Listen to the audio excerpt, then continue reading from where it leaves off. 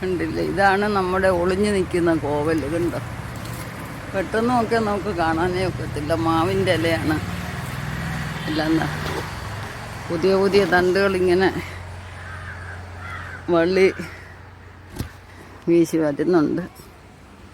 നല്ല പരിശ്രമം വേണം ഇതിൽ നിന്നൊരു കോവയ്ക്ക കണ്ടുപിടിക്കാൻ. കണ്ടില്ലേ, ഇതുപോലെല്ലാം ഇടയ്ക്ക് കയറി നിൽക്കുവാണ് ഇലയുടെ എല്ലാം.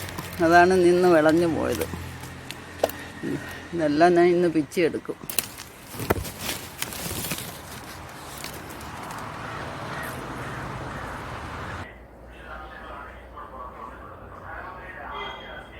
നമ്മൾ പറിച്ചെടുത്തപ്പോൾ ഇത്രയും കോവയ്ക്ക കിട്ടിയിട്ടുണ്ട്. നമ്മൾ ഇന്ന് ഇതുകൊണ്ടൊരു നല്ല മെഴുക്കുവരട്ടിയാണ് ഉണ്ടാക്കാൻ പോകുന്നത്. അത് നിങ്ങളെയും കൂടെ പരിചയപ്പെടുത്തുകയാണ്. നമ്മൾ രക്ഷയില്ലാതെ കിളിച്ച് വന്നതാണ്, നട്ടതുപോലും അല്ല. അത് അങ്ങനെ പടന്ന് കയറി തന്നെ ഉണ്ടായതാണ്. അത് ഇന്നിപ്പോൾ നോക്കിയപ്പം പഴുത്ത് നിൽക്കുന്ന കുറേ പച്ചയുണ്ട്, പറിച്ചെടുത്തുകൊണ്ട് വന്നതാണ്.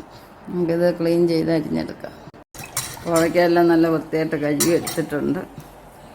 ഇവിടെ മുറ്റത്തു നിന്നുള്ളതായതുകൊണ്ട് വലിയ അഴുക്കൊന്നുമില്ല. നമ്മൾ മെഴുക്കുവരട്ടിക്ക് അരിയുമ്പോൾ എപ്പോഴും നീളത്തിൽ അരിഞ്ഞ് കീറി എടുക്കണം, അതാണ് നല്ലത്. ഇപ്പം തോന്ന് കിട്ടും.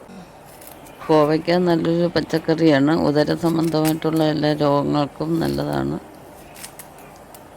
ഇതുപോലെ ചുവപ്പ് വരുവാകുന്നതിന് മുമ്പേ നമ്മൾ പറിക്കുന്നതാണ് നല്ലത്. ഇത് കാണാതെ നിന്നുകൊണ്ടാണ് ഇത്രയും വിളഞ്ഞു പോയത്. കോവയ്ക്കയെല്ലാം നല്ലപോലെ അരിഞ്ഞെടുത്തിട്ടുണ്ട്. അതിൻ്റെ കൂടെ ഞാനൊരു സവാള ഇട്ടിട്ടുണ്ട്, 2 പച്ചമുളക് ഇട്ടിട്ടുണ്ട്. എരിവിനനുസരിച്ച് നിങ്ങൾക്ക് എത്ര മുളക് വേണമെങ്കിലും ചേർക്കാവുന്നതാണ്. ഇനി നമുക്കിത് തയ്യാറാക്കാം.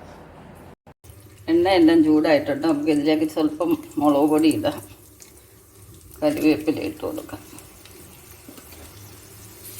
ഞാൻ അരിഞ്ഞ് വെച്ചിരിക്കുന്ന ഉള്ളി, പച്ചമുളക്, കോവയ്ക്ക ഇതാണ് ഇട്ട് കൊടുത്തിട്ട് ആവശ്യത്തിന് ഉപ്പും ചേർത്ത് ഒന്ന് ഇളക്കിയതിന് ശേഷം നമുക്ക് അടച്ച് വെച്ച് വേവിക്കാം. ഹൃദയത്തിൻ്റെയും തലച്ചോറിൻ്റെയും പ്രവർത്തന ശേഷിക്കും ത്വക്ക് രോഗത്തിനും ഒക്കെ നല്ലതാണെന്നാണ് പറയുന്നത് കോവയ്ക്ക. ഇവിടെ കോവയ്ക്ക മെഴുക്കുവരട്ടിയിട്ട് നല്ല റെഡിയായിട്ട് മൂത്തിട്ടുണ്ട്. കണ്ടിട്ട് ഒന്നിനൊന്ന് തൊടാതെ കിട്ടിയിട്ടുണ്ട്. ഇത്രയും വിളഞ്ഞതാണൊക്കെ പോലും കുഴയാതെ നമുക്ക് കിട്ടിയിട്ടുണ്ട്. അപ്പോൾ ഇങ്ങനെ നീളത്തിൽ അരിഞ്ഞെടുക്കുമ്പോൾ അതിന് നല്ലൊരു ഭംഗിയും കിട്ടും, കുഴച്ചിലും ഉണ്ടാകത്തില്ല. ഇത് ഷുഗറുകാർക്കൊക്കെ ഏറ്റവും നല്ലതാണ്. പച്ചക്കോവയ്ക്ക കിട്ടുവാണെങ്കിൽ അത് പച്ചയ്ക്ക് തിന്നുന്നത് നല്ലതാണ്. എല്ലാവർക്കും ഈ വീഡിയോ ഇഷ്ടപ്പെട്ടെന്ന് വിചാരിക്കുന്നു. നല്ലൊരു മണവും നിറവും ഒക്കെ ഉണ്ട്. കോവയ്ക്ക കിട്ടുമ്പോൾ ഇങ്ങനെയൊന്ന് ചെയ്ത് നോക്കുക, നല്ല ടേസ്റ്റാണ്. ഈ ഒരു കൂട്ടം മാത്രം മതി ചോറുണ്ണാൻ. ചപ്പാത്തിയുടെ കൂടെയും കഴിക്കാവുന്നതാണ്. അപ്പോൾ ഇതുവരെ സബ്സ്ക്രൈബ് ചെയ്തിട്ടില്ലാത്തൊരു സബ്സ്ക്രൈബ് ചെയ്യുക. നെക്സ്റ്റ് ഒരു വെറൈറ്റി ആയിട്ട് അടുത്ത വീഡിയോ കാണാം. ശുഭദിനം ആശംസിച്ചുകൊണ്ട് ബൈ ബൈ.